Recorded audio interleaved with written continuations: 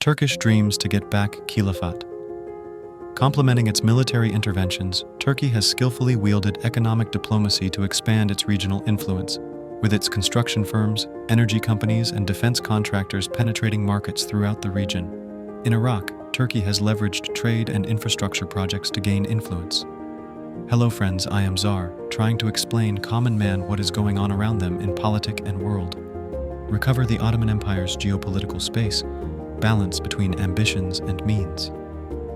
This is the paradigm that has driven Turkey's foreign policy since its foundation in 1923.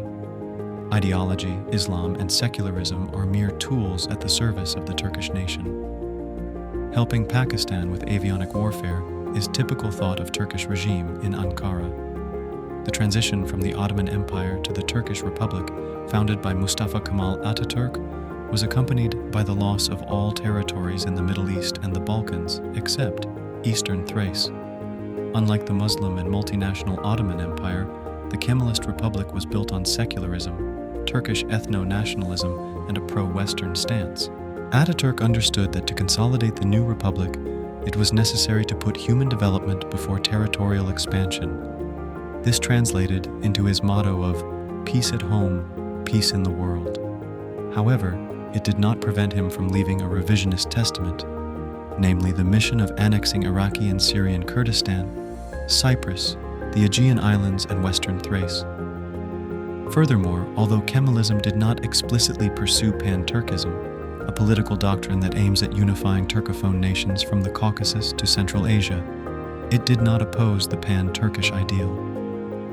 Turkish defense package to Pakistan and Indonesia with fifth-generation war plan, Khan indigenous. After its neutrality in World War II, Turkey's foreign policy continued to be inspired by a pro-Western posture. In 1952, it joined NATO and began to receive aid from the US. This allowed Ankara to build NATO's second-largest army. In 1963, it entered into an association agreement with the then European Economic Community. The bipolar system of the Cold War made it impossible for Ankara to go beyond its geopolitical function of containment of the USSR in the Black Sea.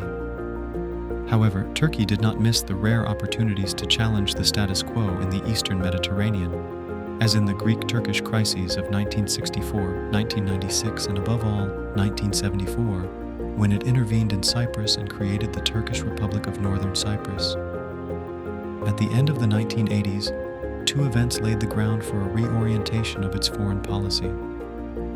Firstly, the referendum lifting the ban on the party expression of Milli Görüş, National Vision, a movement championing political Islam, contributed to the dismantling of the Kemalist system and the adoption of a foreign policy more independent from the West. Secondly, the fall of the Berlin Wall created the conditions for Turkey's revisionism. However, in the 1990s, Ankara was still pursuing a policy of full alignment with the West, as demonstrated by its application for EU membership in 1987 and the inauguration of a customs union with the EU in 1996. Erdogan's imperial ambitions, the rise to power in 2002 of Recep Tayyip Erdogan, a former Milli Görüş adept, and his Islamist and Conservative Party of Justice and Development, AKP, accentuated the process of national Islamic reorientation. Divided by values, Atatürk and Erdogan are united by the same fervent nationalism.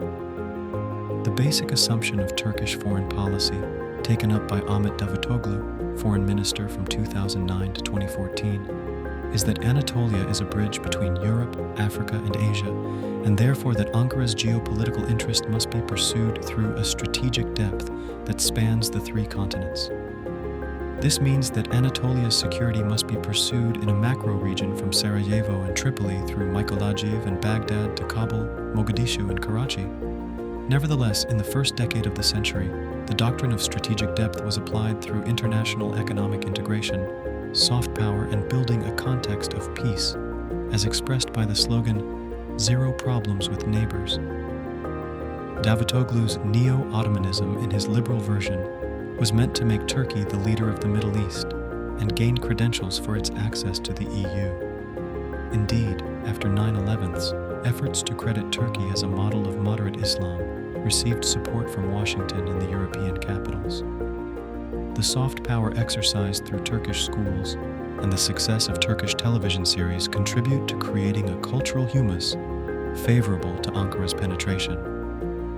Likewise, contracts to Turkish companies abroad and trade agreements are another pillar of Ankara's foreign policy. Pan-Turkism is pursued through the Turkic Council, which promotes cooperation between Turkish-speaking countries. Ankara's goal is to expand the bond between Turkey and Azerbaijan, united by a mutual defense treaty, to the whole Central Asia, including Pakistan, already a close ally, and Afghanistan. The Balkans are another region where Turkey leverages on its historical presence and aims at opening its way to Europe through the Muslim corridor, Macedonia, Albania, Kosovo, Novi Pazar, Bosnia. Erdogan openly intervenes in the electoral campaigns of the countries of the region by supporting pro-Turkey candidates.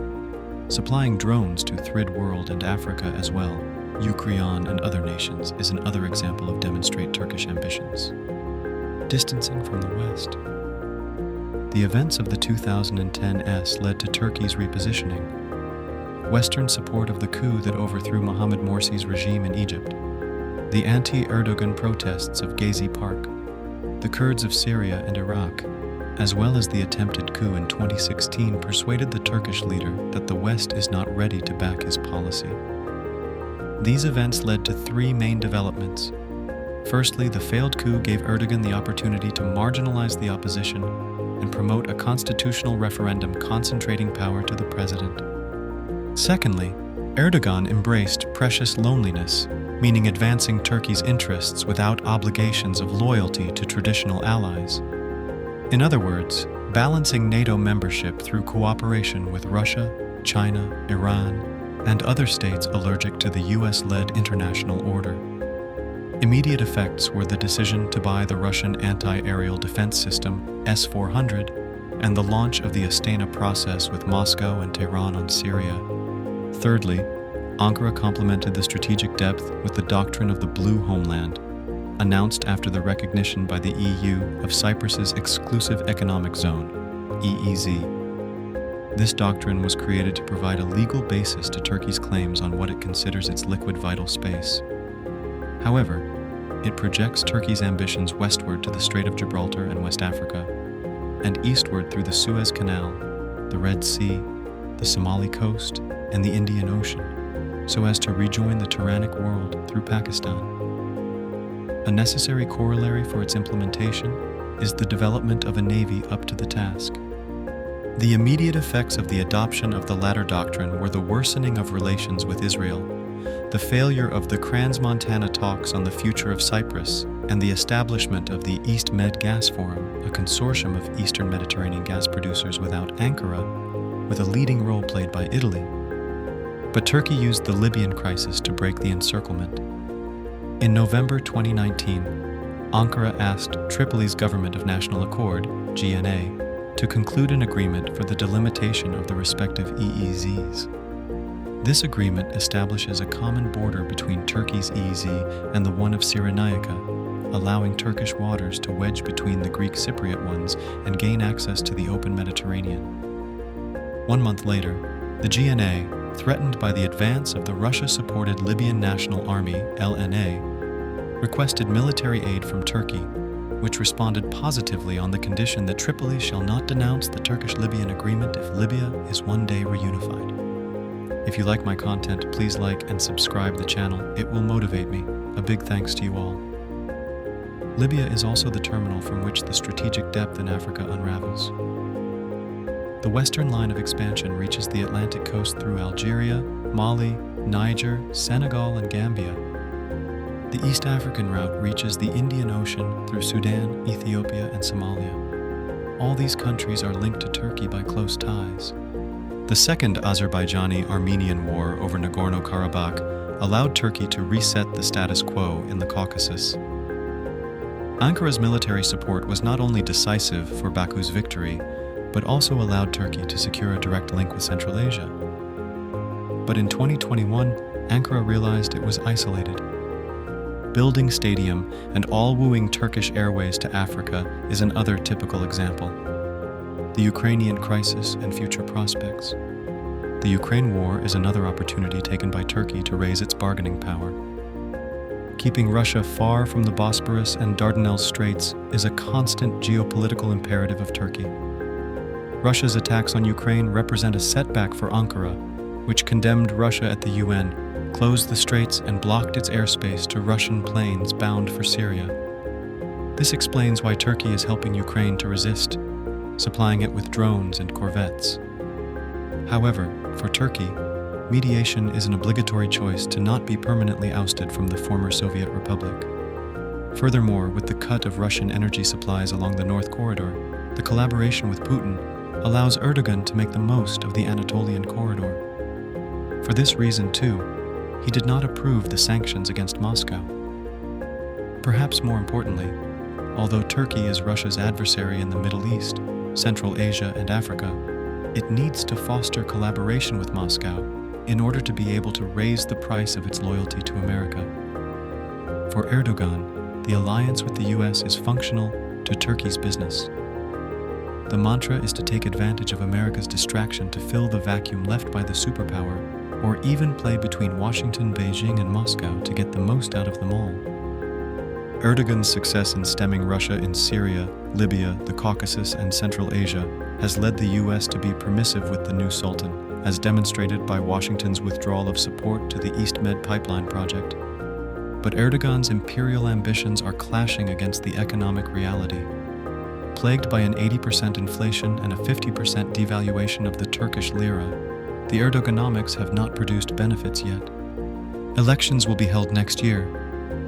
Consensus for the AKP is below 30%, a result that would challenge Erdogan's power.